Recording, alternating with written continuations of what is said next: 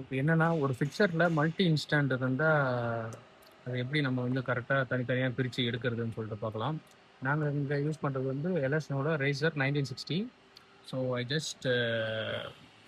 I know the fixture ID 2301 through 2330. பார்த்தீங்கன்னா fixture select ஆகிருக்கு. நீங்கள் ஃபிக்சர் ஷீட்டில் பார்த்தீங்கன்னா தெரியும். பார்த்தீங்கன்னா ஃபிக்சர் ஷீட்டில் ஜஸ்ட் இப்போ டவுன் அடிச்சுனா மட்டும் போதும். இங்க பாருங்க, இப்போ வந்து பிக்சலும் ஸ்பார்க் எல்இடி இருக்குது.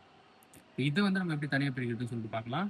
அதே சேம் கமாண்ட் தான் ஃபிக்சர் ஐடி 2301 த்ரூ 2330.1. ப்ளீஸ் பார்த்தீங்களா, அது கீழே இருக்க ஒரு சப் ஃபிக்சர் மட்டும் செலக்ட் ஆகிருக்கு பாருங்க. ஸோ இதை நான் ஒரு குரூப்பாக ஸ்டோர் பண்ணுறேன். இப்போ எனக்கு அது கீழே இருக்க ஸ்பார்க் எல்இடி வேணும்னா அதே சேம் கமெண்ட் தான் 2301 த்ரூ 2330.2 ப்ளீஸ். பார்த்தீங்களா, அது கீழே இருக்க பிக்சர் செலக்ட் ஆகிருக்கு. ஜஸ்ட் ஸ்டோர் அடுத்த குரூப்பு கிளியர் பண்ணிக்கிறேன். ஃபஸ்ட்டு செலக்ட் பண்ண குரூப் எடுத்து ஃபுல் அடிக்கிறேன் பாருங்கள். பார்த்தீங்களா, இது வெறும் பிக்சல் மட்டும்,